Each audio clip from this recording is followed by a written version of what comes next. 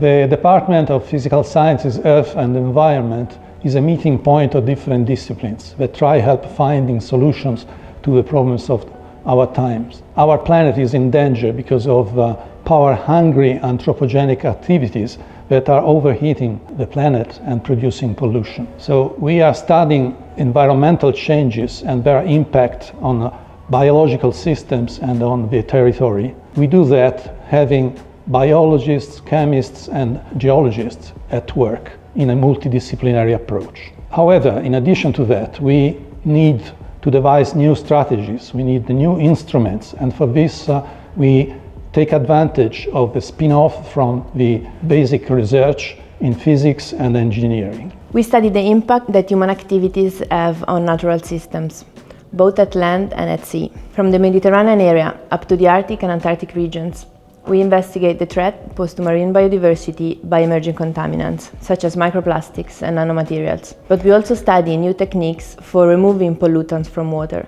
and for measuring and reducing the anthropogenic impacts on natural ecosystems in the quest for a circular and sustainable economy. Going from sea to land, we study the therapeutic properties of plants and the health of terrestrial invertebrates, such as bees or snails, of which we recently discovered a new species. Here, we are in the Accademia dei Fisiocritici, which is one of the oldest Italian scientific institutions that has a close and intense collaboration with the department for the promotion of the scientific culture.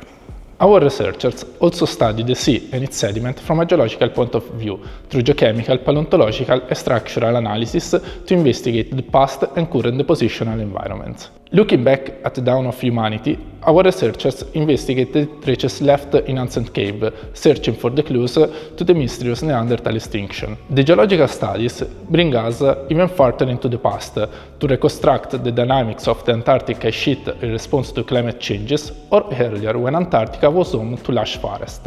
At the same time, our researchers also map and monitor the territory to provide new field and remote technology to understand, prevent and mitigate the effect of natural hazards, such as coastal erosion, floods, landslide, earthquakes and volcanic eruption.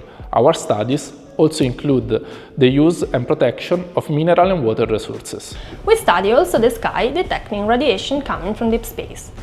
A group of physicists, together with Japanese and American colleagues, built a sophisticated cosmic ray telescope, CALET, operative on the International Space Station since 2015.